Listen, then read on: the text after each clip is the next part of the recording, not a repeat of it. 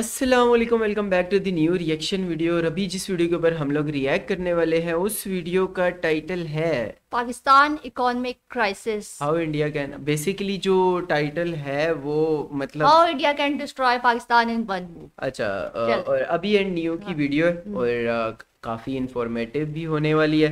तो let's go video को देखते हैं कि वीडियो के अंदर क्या है और कौन सा मूव है जिसकी वजह से पाकिस्तान डिस्ट्रॉय हो सकता है इंडिया का।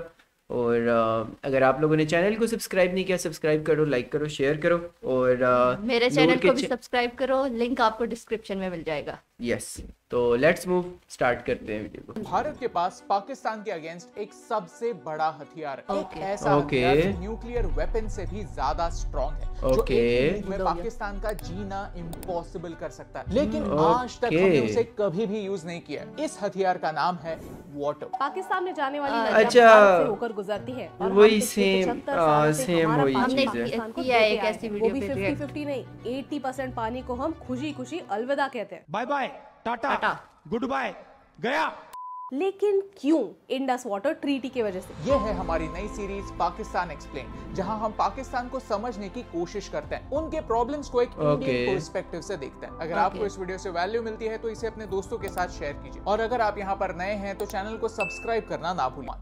क्या है इंडस वाटर ट्रीटी? ठीक एक महीने पहले भारत ने पाकिस्तान को एक नोटिस भेजा और अब पाकिस्तान के पास बस 90 दिन है रिप्लाई देने के लिए। अगर पाकिस्तान इस नोटिस का ढंग से रिप्लाई नहीं देता तो भारत इंडस वाटर ट्रीटी छोड़ सकता है। ये ट्रीटी इतनी इंपॉर्टेंट क्यों? 1947 में ब्रिटिश ने भारत के 3 टुकड़े किए, mainland Bharat, east Pakistan and west Pakistan. लेकिन यहाँ सिर्फ लैंड का ही नहीं, कई चीजों का बंटवारा हुआ, जैसे military, IAS officers and natural resources like water. ये है सिंधु नदी जो भारत से होकर पाकिस्तान जाती है और फिर अरेबियन सी में मिलती है। इन नदियों के पानी पर किसका क्लेम था? ब्रिटिश एरिया में बांधे गए कनाल्स, बराजेस, वाटर वर्क्स का क्या? इनसे किसका फायदा होगा? इन सारी चीजों पर जमकर फाइट्स हुई। पार्टीशन के समय पंजाब के मेजर कनाल्स जो ब्रिटिशों ने बनाए थे वो भारत में आ गए, तो इन कनाल से कितना पानी पाकिस्तान में छोड़ा जाएगा ये डिसाइड करने के लिए पंजाब पार्टीशन कमेटी बनाएगी, लेकिन इससे कोई रिजल्ट सामने नहीं आया। पार्टीशन के बाद भारत पाकिस्तान में टेंशंस थे, बॉर्डर के दोनों साइड्स पर वायलेंस हो रहा था।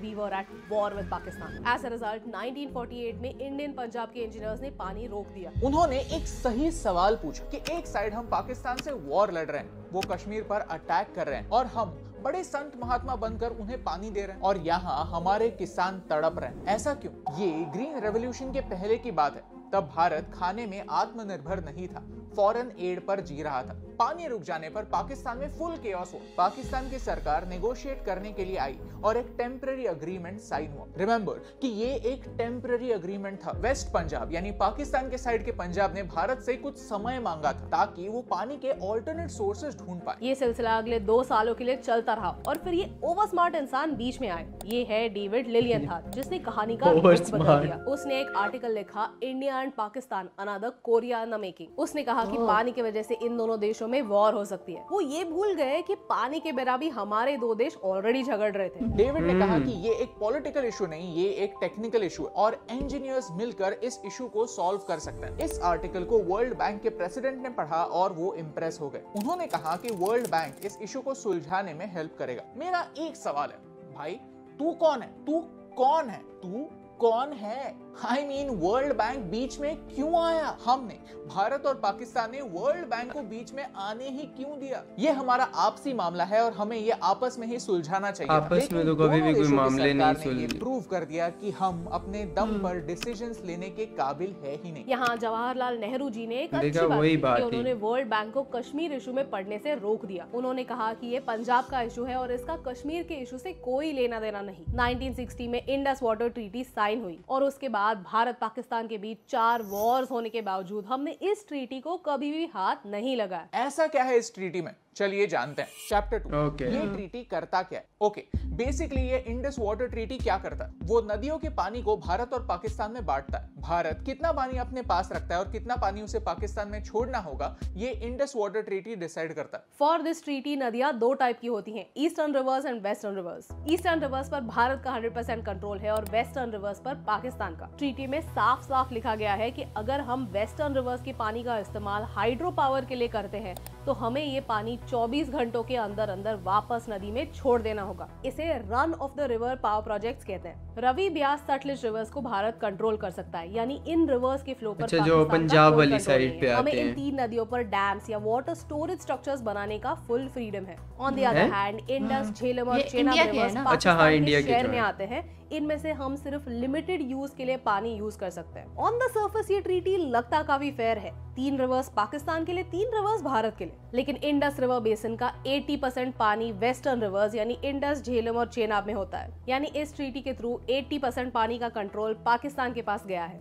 प्लस ब्रिटिशों ने सारे कैनाल्स भारत में बनाए, तो इस ट्रीटी के थ्रू हमें पाकिस्तान को 62 मिलियन पाउंड्स देने पड़े ताकि वो इन पैसों से पाकिस्तान के साइड में कैनाल्स बना पाए। भारत जैसे गरीब देश को पानी के लिए ये तगड़ी प्राइस चुकानी पड़ी। इंडस वाटर ट्रीटी फॉलो हो रही है या नहीं ये देखने के लिए एक परमानेंट इंडस कमीशन बनाया गया है ताकि वो दोनों देशों पर नजर रख पाए और प्रॉब्लम्स को सॉर्ट आउट कर पाए। कमीशन के मेंबर्स विजिट्स प्लान कर सकते हैं वाटर स्टोरेज साइट्स, डैम्स और कनाल्स को इंस्पेक्ट करने के लिए टू एंश्योर कि ट्रीटी के प्रोविजंस फॉलो हो रहे हैं। इस कमीशन ने पिछले 60 सालों में 118 विजिट्स प्लान किए हैं। अगर इस कमीशन को लगता है कि ट्रीटी फॉलो नहीं हो रही है तो इस ट्रीटी में एक 3 टियर रेजोल्यूशन सिस्टम मेंशन किया हुआ है। क्वेश्चन, डिफरेंस और डिस्प्यूट। पहला स्टेज है क्वेश्चन, जहां एक देश दूसरे देश के एक्शंस पर सवाल उठा सकता है। अगर 2 देश इसे अपने लेवल पर सॉल्व नहीं कर पाए तो ये डिफरेंस का रूप लेता है। फिर वर्ल्ड बैंक बीच में आती है। ये सो कॉल्ड न्यूट्रल एक्सपर्ट एक टेक्निकल एक्सपर्ट होता है जिसे वाटर इंजीनियरिंग की नॉलेज होती है। इससे पहले कई डिफरेंसेस ऐसे एक न्यूट्रल एक्सपर्ट ने सॉल्व किए हैं। फॉर एग्जाम्पल 2007 में भारत चेनाब नदी पर एक 450 मेगावाट का हाइड्रो इलेक्ट्रिक पावर प्रोजेक्ट शुरू करना चाहता था। पाकिस्तान ने इस प्रोजेक्ट पर ऑब्जेक्शंस रेज किए। फिर न्यूट्रल एक्सपर्ट ने आकर प्रोजेक्ट की डिटेल्स को वेरीफाई किया और फिर माइनर मॉडिफिकेशंस किए। इस हाइड्रो इलेक्ट्रिक पावर प्रोजेक्ट को कॉम्पेंसेट करने के लिए उन्होंने और ज्यादा पानी पाकिस्तान को अलॉट किया। अगर ऐसा एक्सपर्ट भी इशू को सॉल्व नहीं कर सकता तो डिफरेंस डिस्प्यूट में बदल जाता है। डिस्प्यूट को रिजॉल्व करने के लिए दोनों देशों को इंटरनेशनल कोर्ट ऑफ आर्बिट्रेशन यानी नेदरलैंड्स में जाना पड़ता है। ये कोर्ट दोनों साइड्स को में अलग से रिप्रेजेंटेशंस और टेक्निकल स्टडीज देखेगा और फिर अपना डिसीजन पास करेगा। फॉर एग्जाम्पल भारत चेनाब नदी पर किशनगंगा पावर प्रोजेक्ट बिल्ड करना चाहता था, बट 2011 में पाकिस्तान ने कोर्ट ऑफ आर्बिट्रेशन में कंप्लेंट की। कोर्ट ने पावर प्रोजेक्ट के हाइट को कम करने के लिए कहा। उन्होंने पाकिस्तान के ऑब्जेक्शंस को डिसमिस किया और भारत के डिजाइन को थोड़ा मॉडिफाई किया ताकि पानी का फ्लो कम ना हो। ये सब तो ठीक है, लेकिन अब इशू क्या है? असली इशू तो पिछले कुछ सालों से हो रहा है। 2015 में पाकिस्तान ने वर्ल्ड बैंक से न्यूट्रल एक्सपर्ट की मांग की to protest against the Kishanganga and Ratle power project. Bharat ने न्यूट्रल एक्सपर्ट की मांग को एक्सेप्ट किया। 2016 में पाकिस्तान ने यूनिलैटरली ये डिमांड वापस ली और डिमांड किया कि कोर्ट ऑफ आर्बिट्रेशन में इस चीज को सुना जाए। यानी पाकिस्तान ने सेकंड स्टेप को छोड़कर डायरेक्टली थर्ड स्टेप पर जाने की कोशिश की एंड वर्ल्ड बैंक ने दोनों neutral expert and court of arbitration को ग्रीन लाइट कर दिया।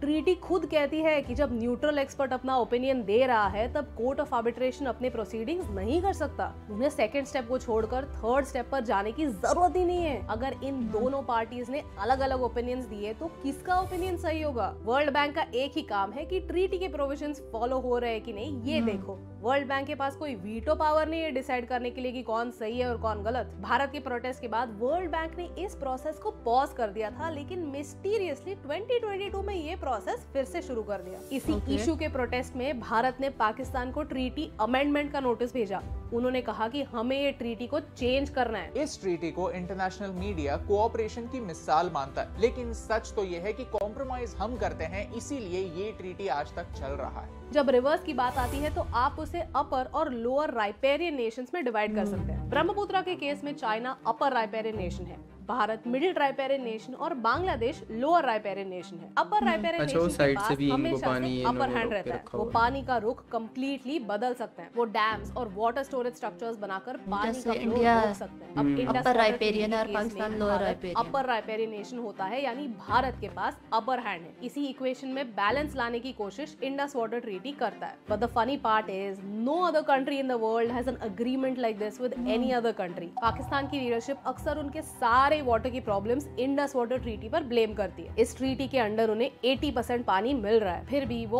और ज्यादा कंट्रोल की मांग करते हैं। अगर पाकिस्तान में फ्लड्स होते हैं तो वो इंडिया को ब्लेम करते हैं कि हम हमारे रिवर से ज्यादा पानी छोड़ रहे हैं। अगर पाकिस्तान में ड्रॉट्स होते हैं तो वो इंडिया को ब्लेम करते हैं कि हम पानी को रोक रहे हैं। इस ट्रीटी की वजह से भारत अपने बॉर्डर्स के अंदर अपने लोगों के लिए भी कोई डिसीजंस नहीं ले सकता, क्योंकि हर चीज में पाकिस्तान को एक ऑब्जेक्शन है। चैप्टर भारत का अगला स्टेप, यही हमारा भी ऑब्जेक्शन होता है। पढ़ेंगे तो आपको दो टाइप के ओपिनियंस दिखेंगे। एक टाइप कहता है कि हम इंडस वाटर ट्रीटी को नहीं तोड़ सकते, हमारी इंटरनेशनली नाक कट जाएगी। वो कहते हैं कि अगर हमने पाकिस्तान को पानी के टॉपिक पर चोक किया तो कल चाइना भी हमें चोक करेगा। लेकिन वो ये बात भूल जाते हैं कि चाइना तो वैसे भी इंटरनेशनल ऑर्गेनाइजेशंस की बात नहीं सुनता, वो एनीवे मनमानी करता है और उन्होंने हमारे अगेंस्ट एक वाटर वॉर ऑलरेडी छेड़ दी है। इसके बारे में और एक वीडियो आएगा जरूर। दूसरे टाइप के लोग हमेशा यही कहते हैं कि पाकिस्तान ने इस ट्रीटी को फॉर ग्रांटेड लिया है। उन्हें पता है कि एक ऐसा वेपन है जिसे यूज करने से भारत डरता है। Let me tell you one fact, हमें मिलता ही कुछ 20% पानी है, लेकिन अकॉर्डिंग टू पाकिस्तान हमें सिर्फ 13% पानी मिलना चाहिए। भीख की तरह जो हमें 20% पानी मिलता है वो भी हम पूरा यूज नहीं करते, उसमें से भी हम सिर्फ 93% पानी यूज करते हैं ताकि हम ट्रीटी तोड़ने के आस पास भी ना आए। Why is India being so generous? On the other hand, Pakistan China की मदद से अपने साइड पर बराज, कैनाल्स, डैम्स मस्त बना रहा है। सीपीईसी के अंडर इन टाइप के प्रोजेक्ट्स के लिए फंडिंग भी ले रहा है। वो उनके साइड के पॉपुलेशन की पानी की रिक्वायरमेंट पूरी कर रहा है और हम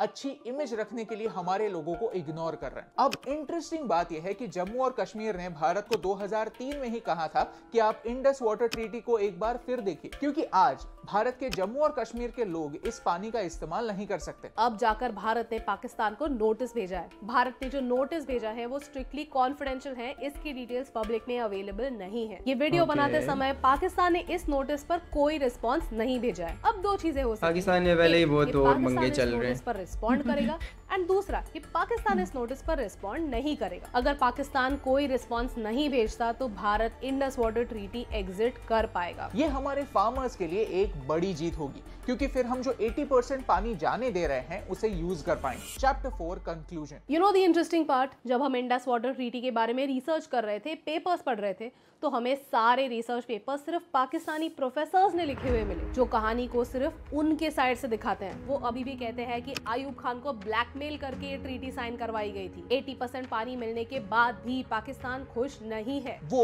उनका पॉइंट ऑफ व्यू दुनिया के सामने रखते हैं जिससे उनके देश का भला हो और उन्हें फायदा मिले। और जियोपॉलिटिक्स ऐसे ही होता है। Geopolitics is a game of perception. यहाँ कोई सही गलत नहीं होता, बस गेम होता है और गेम के प्लेयर्स होते हैं। हर प्लेयर को बस अपने इंटरेस्ट की सोचनी होती है। लेकिन हमारे देश के प्रोफेसर्स, इंटेलेक्चुअल्स, लीडर्स, एक्सपर्ट्स क्यों भारत का पर्सपेक्टिव दुनिया के साथ शेयर नहीं करते? क्यों हम हमारे प्रॉब्लम्स और चैलेंजेस दुनिया के सामने नहीं रखते ताकि इंडस वाटर ट्रीटी के बारे में एक लॉजिकल डिबेट हो? दुनिया आज IWT को ग्लोबल कोऑपरेशन की एक मिसाल मानता है। क्या इसलिए क्योंकि भारत ने पाकिस्तान के साथ हंसते हंसते कोऑपरेट किया? भारत ने पाकिस्तान को खुशी खुशी अपना पानी दे दिया, ये सोचकर कि this is the price for piece. But is that true? क्या IWT ने किसी वॉर को रोकने में कोई मदद की? क्या पाकिस्तानी मिलिट्री ने ये याद रखा कि अगर वो भारत पर अटैक करते हैं तो हम उनका पानी रोक सकते हैं और उनकी आम जनता को एक क्राइसिस में डाल सकते हैं? Absolutely not. They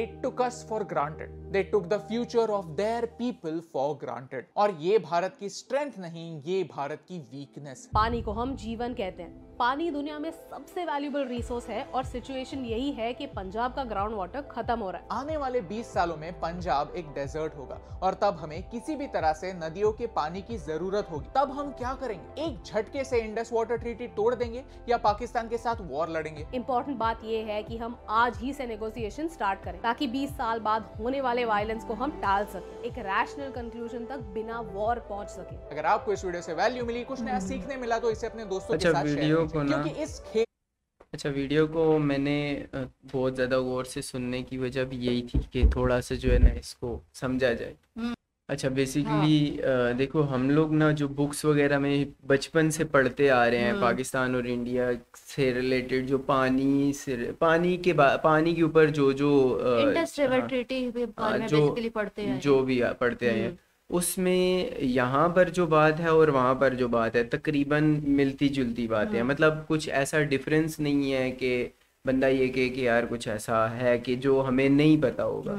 भाई अगर अभी फ़िलहाल इंडिया अगर जहाँ तक अपनी बात करता है कि इनको भी पानी की ज़रूरत है और उनका पंजाब में भी मसाइल आ सकते हैं आने वाले इंडिया की टाइम में। पॉपुलेशन भी तो बहुत ज्यादा है ना। पॉपुलेशन भी बहुत ज़्यादा है और वो लोग अभी हर चीज़ की पैदावार भी तो बढ़ रही है ना, उनको भी ज़रूरत है इस चीज़ और की। ज़रूरत हमें भी है क्योंकि बेसिकली हमारे पास तो डैम्स ही नहीं है। हमारे पास डैम्स नहीं है और हम लोगों के पास पानी का स्टोरेज है ही नहीं। हाँ, और वही वो स्टोरेज लोग, नहीं है। हाँ, हम लोगों को पानी का स्टोरेज ही नहीं है ना, उन लोगों ने फिर भी कुछ ना कुछ, उनके बल्कि बहुत ज़्यादा डैम्स है हाँ। उनके पास, उन्होंने स्टोरेज कहीं ना कहीं रखी होती है, लेकिन पाकिस्तान ने बिल्कुल भी किसी किस्म की स्टोरेज रखी नहीं है।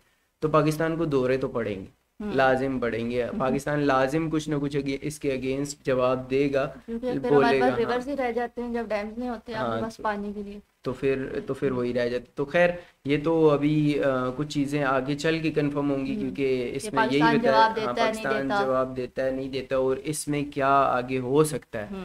तो खैर वीडियो काफ़ी इंटरेस्टिंग थी मेरे लिए, तो बहुत सारी नई बातें हैं इसमें। तो एक और वीडियो के साथ दोबारा से मिलते हैं, तब तक के लिए अल्लाह। बाय।